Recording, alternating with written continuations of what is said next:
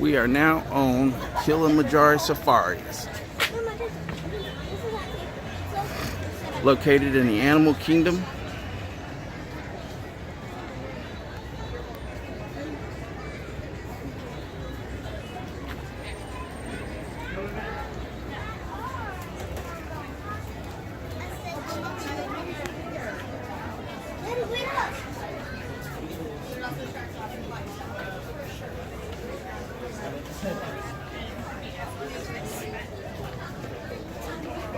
And we are in the fast pass line.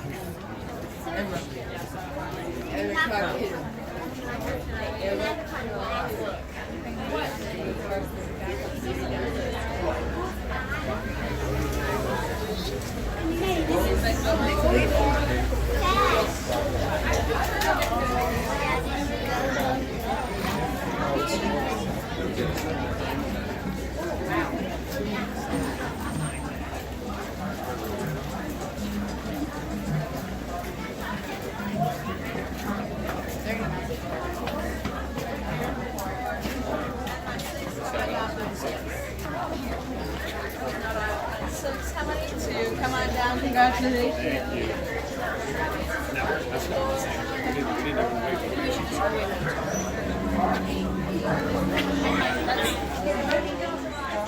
Bienvenidos a Kilamajori Safari. Para su seguridad, permanezcan sentados. Gracias. Ciao everyone. Welcome to Kilamajori Safari. Before we begin this trip, this is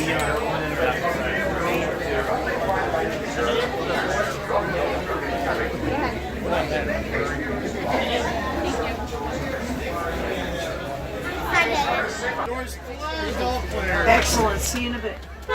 Well, Jumbo, everybody. Welcome aboard Kilamajori Safaris. My name is Crispy. I'm going to be your game driver and animal spotter on your photo safari through the Harambe Wildlife Preserve.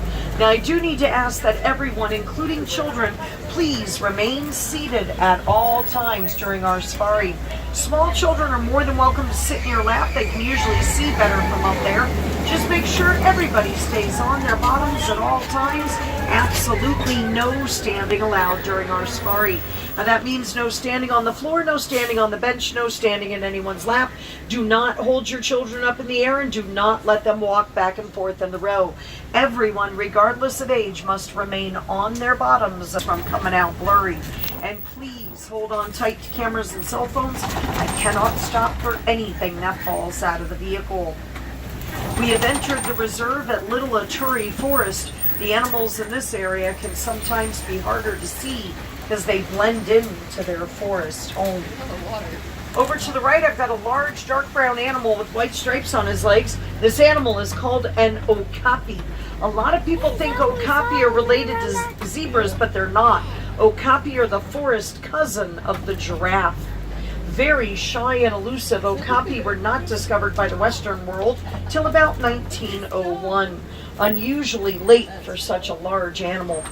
While the big black and white bird in the water's edge over to our right is called a saddle-billed stork, one of Africa's tallest storks. They can be up to 5 feet tall and have up to a 9-foot wingspan. Past the okapi to the right by that black fencing, you'll see a small brown antelope called a yellow-backed duiker. Duikers get their name from the Dutch. It means diver. Whenever scared or chased by predators, duikers dive through the bushes to get away. Also on our right, I've got some tan-colored antelope in the bamboo called greater kudu. Greater kudu are Africa's second tallest antelope. Those are the girls. The boys get bigger. The boys also grow beautiful spiral-shaped horns. Another saddle-bill stork to our left, as well as a black rhinoceros. Now, I know they look indestructible, but black rhinos have been hit really hard by poaching. There's less than 5,000 of them left in all of the world today. Now, a fully grown one like this one can weigh about 3,000 pounds. She can also run at up to 30 miles an hour. Conservationists are working together with local people to monitor black rhino populations, assist in the emergency vet care, and rehabilitation of black rhinos as needed. Back over to the right, I've got some reddish-brown colored antelope, white stripes called bongo. Bongo had been nicknamed the ghost of the forest. They're known for being shy and rarely seen, but this herd is very much used to our vehicles. We're going to make our way over to the Safi River next. There we'll be on the lookout for hippos and crocodiles.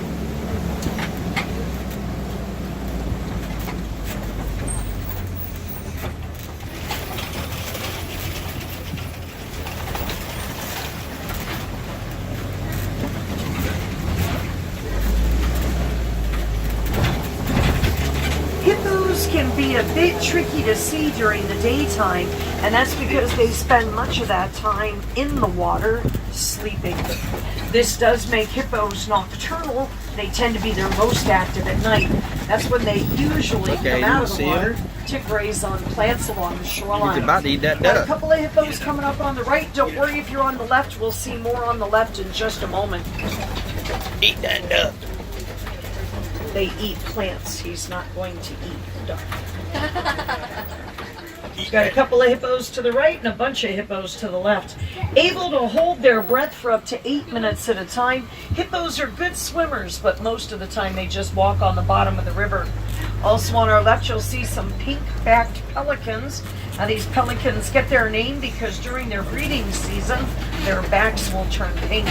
The girl pelicans choose their boyfriend based on who brings them the nicest looking stick. That stick will then go on to become the foundation of their nest. So instead of a ring, she gets a house. Oh no, he's lost. We're about to cross over a really old bridge, and this is the part of the river where I usually see Nile crocodile.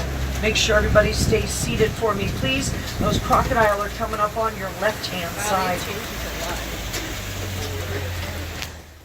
There they are, Nile baby. crocodile can grow up to 20 feet in length, weigh almost 1,000 pounds, and get the Nile part of their name because they were discovered in the Nile River.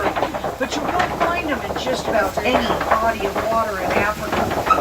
And if you don't believe that, you're in denial.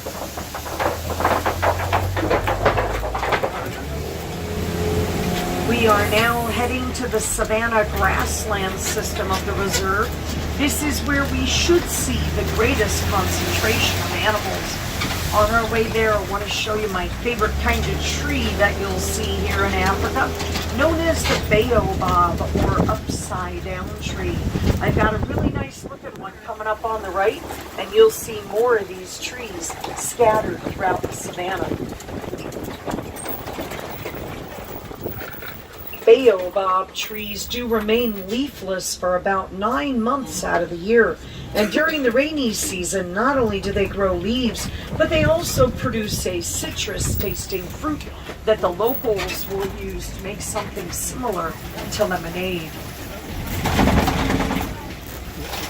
at that baby giraffe. Yeah. Looks like we got a giraffe coming up at the bottom of the hill.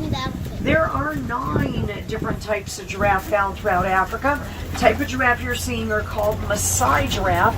Maasai giraffe are known for their beautiful reddish-brown color and lacy look to their patch pattern. Oh yeah, a bunch of them. Now that first giraffe is an adult female. Then I have another adult female and the dominant male of the herd. The dominant male is a little bit more white between his patches. Known to be the tallest land animals, giraffe can be up to 20 feet tall, and they have the exact same number of bones in their neck that you and I have in our necks. Theirs are just a whole lot bigger. That's 7 cervical vertebrae, by the way.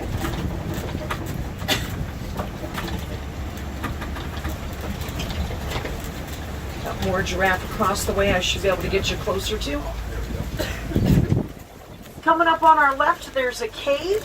Laying inside the cave are brown, black, and white calico-looking dogs called painted dogs, also known as the African wild dog and the African hunting dog. Now, these guys are one of the most successful hunters on the planet, and teamwork is the key to their success. In the dog family, they're most closely related to foxes. Please don't whistle at the animals. You're in their home. Please have some respect. These are wild animals. They're not like your cat and dog at home. If anything, you're going to scare them.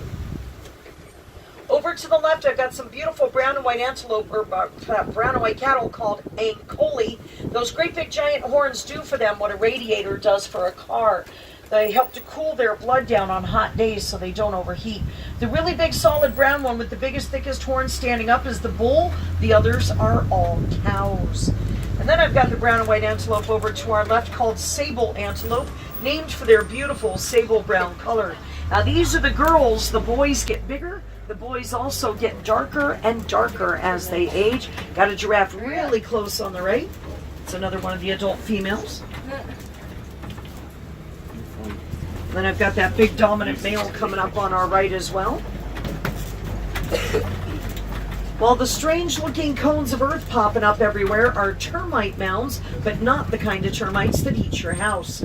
African termites spend most of their lifetime inside those mounds. Now the mounds are made out of dirt and termite saliva. Baked in the hot African sun, those mounds become as hard as concrete. Back over to the left, this is an adolescent male giraffe. He's about 2.5 years old. He'd be the giraffe equivalent to a teenager. Won't be fully grown for about another 1.5 years. I do see a couple of baby giraffe walking around up ahead. They're going to be on our right-hand side. I told you with it being cool, Now these baby, are both you see a little lot of girls. One's about 8 months old. The other one's about 4.5 months old.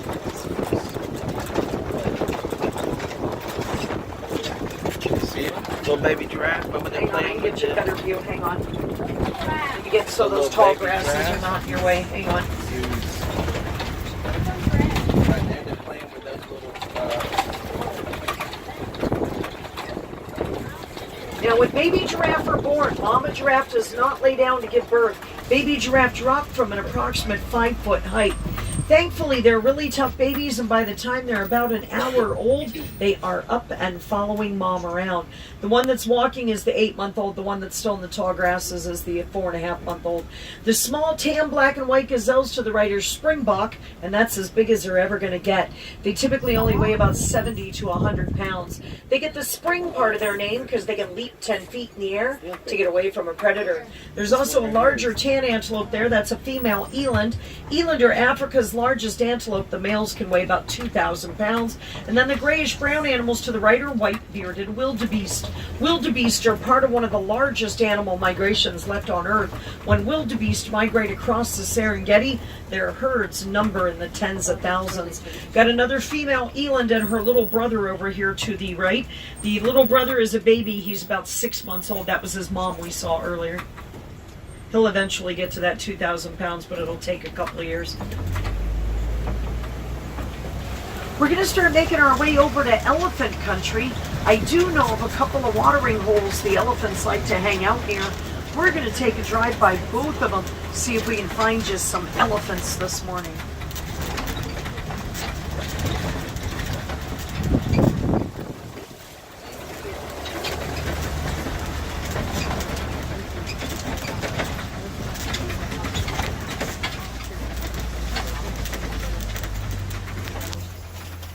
Got an adolescent male elephant over to our right. He's part of a herd I've been tracking. He's right around 11 years old, would be the equivalent to our kids in high school. Likes to wander off on his own, have little adventures by himself, but he always makes his way back to the herd. He's not quite old enough to be on his own just yet. Now I'm hoping if he's here that the rest of the herd's at the other watering hole. We're going to go check it out here in a moment. Over to the left, I've got a female mandrill monkey. Mandrills are Africa's largest monkey. The males can weigh about 100 pounds. That's about twice her size. Mandrills are omnivores. That means they'll eat anything. Plants, bugs, small animals if they can catch them. Aidens. Now I know that young male elephant doesn't look it, but he already weighs right around 5,000 pounds. That's not even half grown for a male. Males can weigh more than 12,000 pounds. That's about twice the size of a female. The girls will typically weigh between 6,000 and 8,000 pounds. Researchers are studying elephants and how they communicate with one another in an effort to better understand exactly what elephants need to survive. Turns out a lot of what elephants say to each other we cannot hear. It's infrasonic or below the human level of hearing. Those infrasonic sounds can travel pretty far, and one elephant can be talking to another elephant up to 5 miles away. Now the really cool part, not only do elephants listen for those sounds with their ears, but they can also pick up the vibration of the sound through the ground with their feet. So elephants listen with their ears and their feet.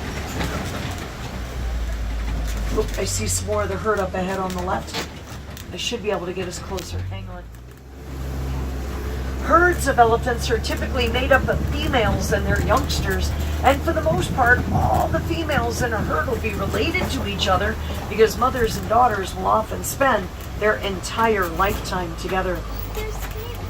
See, the one that's right here is an adolescent female. She's about 9 years old. She'd be like a middle school, junior high kid. And then we've got one of the adult females a little further over. The one thing you won't see in a herd of elephants is a big adult male. The males get kicked out of the herd when they become teenagers for getting too pushy. The boys will then either live on their own or more likely hang out with a bunch of other boys.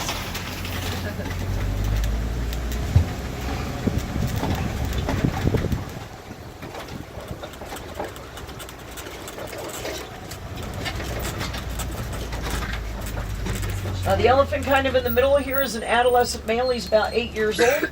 He'd be more like a middle school kid. And then we've got the adult female I pointed out to you. Go slightly to the right of her, back by the rocks and the logs. There's a baby elephant there. That's actually her baby.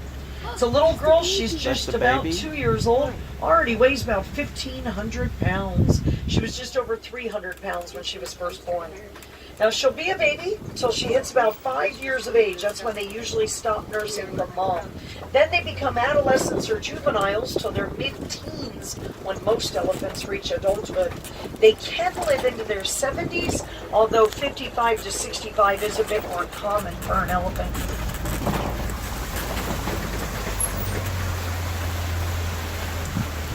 Coming up on our left, we've got greater flamingo hanging out with some white ibis. Greater flamingo are the largest but lightest pink of all flamingo species. They get their coloration from the brine shrimp that they eat. It's the keratin in the shrimp that turns their feathers pink. The smaller white birds with the long red beaks are local birds called white ibis. You'll see them just about everywhere. Now, depending on where a flamingo is from will depend on what it eats to turn pink. Indian and African flamingos eat brine shrimp, but Caribbean flamingos eat red algae. Another adult female elephant over to our left. Looks like she's carrying a mid-morning snack with her.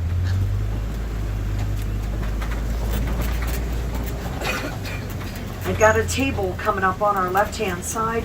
This table was set up by the reserve warden. He's reminding us to keep an eye out for any unusual activity in the reserve. We haven't had poachers in a long time, and he wants to keep it that way. White rhinoceros coming up on our left. Much larger than a black rhino, white rhinos can weigh over 5,000 pounds. Now, black rhinos are known for being solitary. White rhinos are much more social. They're found in herds called crashes. I love a good crash of rhinos. Not named for the color of their skin, though. It's a mistranslation. White rhinos get their name from the Afrikaans word white, meaning wide, refers to the rhino's wide, grazing mouth. It was accidentally translated to the word white, and the name stuck. Now, these are girl white rhinos. The boys can outweigh them by more than 1,000 pounds.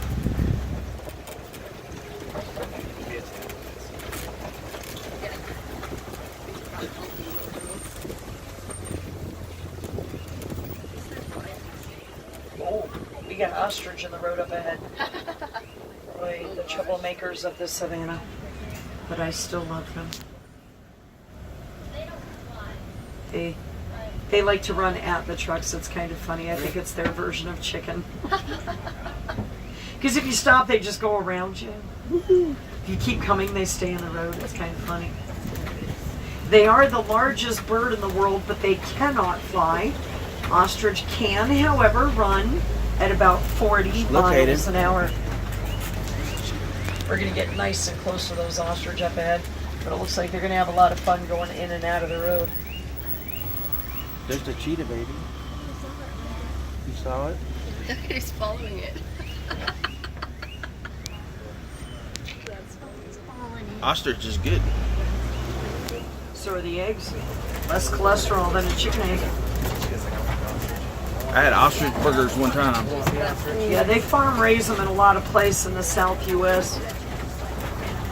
Now these are girl ostriches. You can actually tell by the feather color. Girls have gray feathers. Boys have black feathers. I love their feet. They only have 2 toes on each foot. Aiden, you could ride one. I got that other one in the road up ahead of me. She's my favorite one. She comes and visits me at least a couple times a day. Hi, pretty girl. What you gonna do? Okay, you're gonna stay there. Works for me. Nope. As long as she stays out of the road, she's good. You are such a character. Work that neck. Yep, this is what they like to do. It's a game. They know it's a game. Rocky outcropping coming up on our left is called a kopie. Got a big male lion resting down on the end of the kopie here. Now, lions tend to remain inactive for about 18 to 20 hours out of the day. They prefer to do much of their hunting at night. It's cooler, easier to sneak up on your food in the dark, plus they have really good night vision, 6 times better than our own. Now, I usually see him with a couple of girls, so keep an eye out for them. There's one of them. There's the other one. Cats. It is true that the girls will do most of the hunting for the pride, but the male's main job is that of protector. Not a lot of animals will mess around with a fully grown male lion. He can weigh over 500 pounds. The girls are about half that size. They're just chilling. It's Nala. Nice view of those pretty girls. This is the most activity I'll see out of them for most of the day. Once it gets a little later in the morning, they'll all go to sleep. Like wanting, they're like judging. Although since it's cool today, they're more likely to stay out in the open. Hot weather, they go for wherever it's cooler, which is usually by those rocks.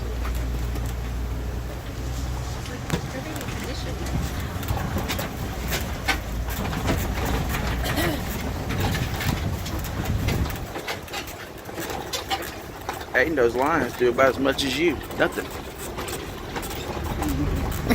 You need to clean your room. I did. Got a nest of ostrich eggs on the ground to the right. Largest egg made by a bird takes about 18 to 24 chicken eggs to be the same size as one ostrich egg. They also take about twice as long to hatch. A chicken egg will hatch in 21 to 28 days. It can take more than 45 days for an ostrich egg to hatch. They do tend to leave the eggs alone for short periods of time. The eggs are hard to get into. The shell's about a 1/4 inch thick.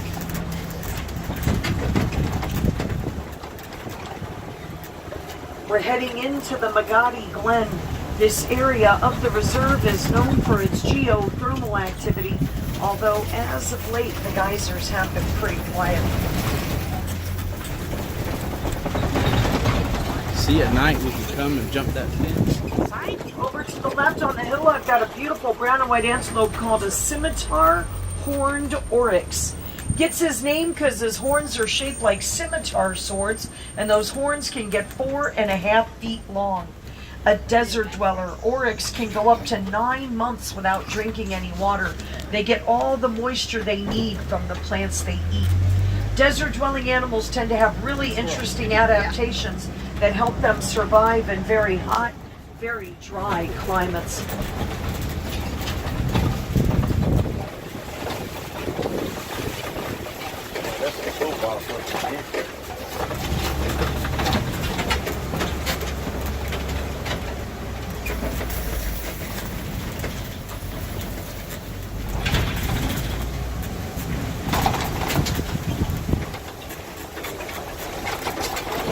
This does end our safari. I hope you got to see some of the animals that you really wanted to see. If not, I do invite you to come back and join us again sometime. Different animals do tend to be active at different times of the day, and no 2 safaris are ever the same. I'm going to drop you off the nearest warden's post. From there, it's just a short walk back to the village of Harambe. I'll also be dropping you off near the entrance to the Gorilla Falls Exploration Trail. Take a stroll through the forest and you could see western lowland gorillas, hippos from under the water, meerkats, zebras, and one of my favorite animals on the trail, the naked mole rats. Oh yeah, you haven't lived till you've seen a naked mole rat. You gotta go check them out. They're actually really cool animals. What about Here in Africa, though, we don't creepy like to say goodbye. creatures? Instead, we say quackerini, which Creepy means go creatures. well. So quackerini, everyone. Make sure you look around, gather up all your personal belongings. Once again, my name was Crispy. Thank you so much for joining me today. Welcome back, friends. Touch your right hand side. Doors are sliding open. Wide.